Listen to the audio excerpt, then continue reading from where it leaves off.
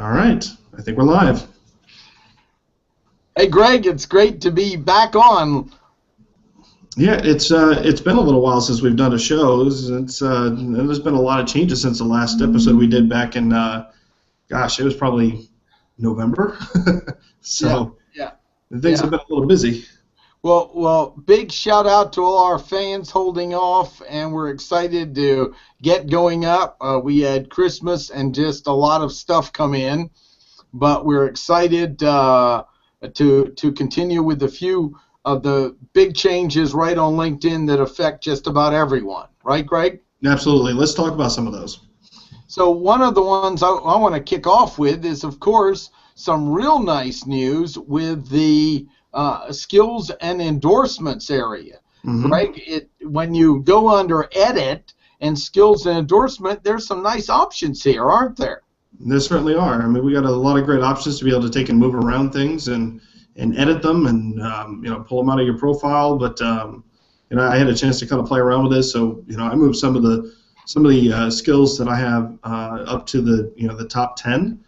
So hopefully, when visitors come and see my profile, they'll endorse me for those rather than the ones I have over 100 endorsements for. Kind of level things out. So, but why don't we take a look at it? Why don't you walk us through it? Yeah. So if you click Edit on your LinkedIn profile, and we know some are checking in by video and some by audio. So then you scroll down after you've clicked Edit to the Skills and Endorsement area, and you'll notice a section that says Skills and Endorsement Settings. This wasn't here before. And this is, to me, one of the complaints, Greg, I've heard was, well, wait a second, I've been doing such and such for many years, but now I'm doing this. How can I bring up top some of the skills I want people to endorse first, even if they don't have as many numbers, so my friends that want to look at it realize that's important? Well, this gives us that option. So I'm gonna read off what it says as a check mark and an option. And then, Greg, if you'll kind of translate these and explain it. Mm-hmm. And so the first is just simply, I want to be endorsed. I'll let you, that's pretty self-explanatory, but go ahead and explain what that means. It's yes or no is option. Sure. When it says, I want to be endorsed, and you have the option of saying yes or no, basically what's happening here is you have an option whether or not you want to list these skills inside of your profile. So there have been a lot of discussion, chatter online. Some people like endorsements, other people hate endorsements, and they really wanted the ability to take and turn them off. Well, here's your opportunity to shut them off if you don't want them included in your profile.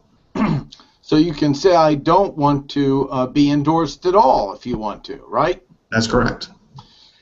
Then our next option here is include me in endorsement suggestions to my connections, and that's not obvious, I've found, to a lot of people. So Greg, would you take that and explain what that means? Sure. Basically what it means is that as you're out there roaming through people's profiles, your network connections in particular, or if you're viewing your profile, then LinkedIn's going to come up and actually going to suggest at the top of the page, you'll have four people that you can endorse, basically, and you can choose not to, you can choose to, it's up to you.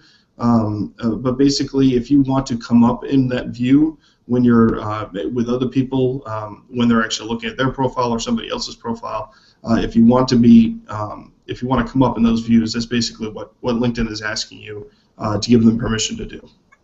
So another way to put this is, many people have said, how do I turn off that junk at the top that keeps suggesting the friends to endorse? Well, this is saying I want to be included in that if they're still displaying it, is what it's saying, when they log into LinkedIn.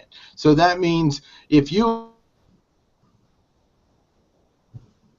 it might show up, do you want to endorse Martin for something else? Right. Then our next one is show me suggestions to endorse my connections. Show me suggestions to endorse my connections. Go ahead and translate that one, and I'll give my view too. Well, basically with the, show me suggestions for endorsing, basically what that is saying is, when you're viewing profiles and you see them up at the top of the page, they're suggesting folks that you haven't endorsed yet, and would you endorse them for those skills? So as you're moving through your profile and other people's profiles, that's where it's going to come up. Or signing in, we're at the top. Correct. And so this is where, if you're annoyed by seeing the option to give people endorsements, you can stop that finally, because so many people have asked me, Greg, I've gone and endorsed the people I want. I don't want to, every time I log in, get that quad screen showing up. And this is how you can turn that off, so it's not showing up for you anymore, which to me is a considerate thing for LinkedIn to offer people. And then last is our send me notifications by email when my connections endorse me. This is probably the most self-explanatory, but go ahead and just add something to it. Yeah, LinkedIn's going to send you an email, a weekly email, basically letting you know who has endorsed you and what they've endorsed you for. It's actually kind of it's a light email. There's nothing really crazy about it. They may include some additional information in there too. Maybe profile views or some other content inside that email too, but just mainly to show how people have engaged with you on LinkedIn. And then after that we have add and remove. So even some have asked, can I remove some of my endorsements, because they go, maybe if they put down as a joke drinking water, they don't want to tell the world they're competent in drinking water or something. That's right. That's what it is. You might want to prune the tree a little bit. Mm-hmm. And then the other one is managing endorsements. That's important, because if there's somebody you're connected to, but you don't want their kudos to you to show up, this is where you can control it. Talk a little bit about that, because that can be controlled on every single one of your endorsements. Yeah, I'm not 100% sure why this feature would be included unless, if you don't want their endorsements to show up, then why are you connected to them? In my opinion, but maybe there's just some people that you're trying to hide from your network or something along those lines. But if you don't want to show someone's endorsement, then obviously you have the option of turning that off as well. Yeah, I'm right with you. It's like, if that's big a problem, why have you brought them into your inner circle? Yeah, there's a lot of stuff like that, and some of it we just haven't figured out why. It might be you're playing too many games here.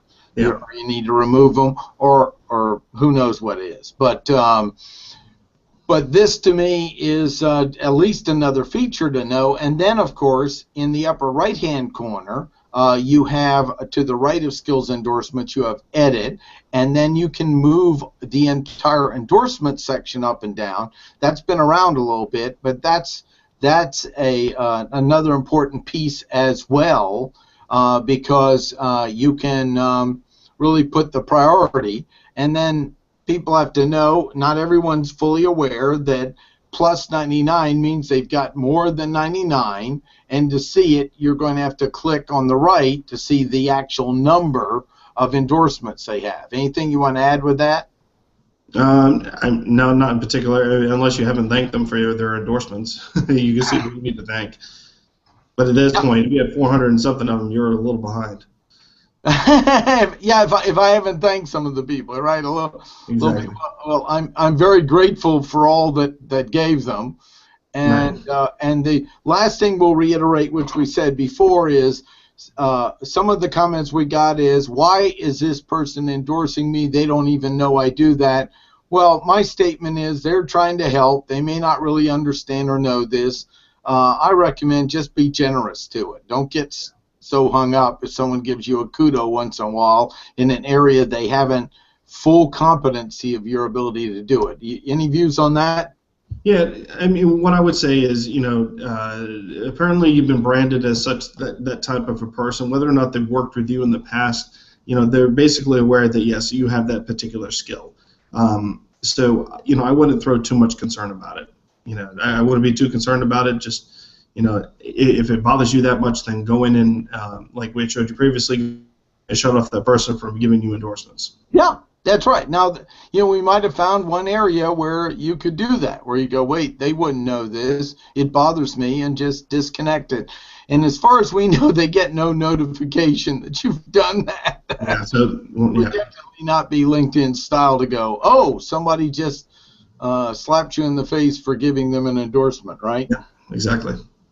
So this is it, and you know, the big thing with endorsements to me, Greg, is it's really one of the best things LinkedIn's done, even though it annoys lots of people, because it gets a lot of people to come back to the LinkedIn page and realize there's something of value here, which we've known all along for almost 7 years now, and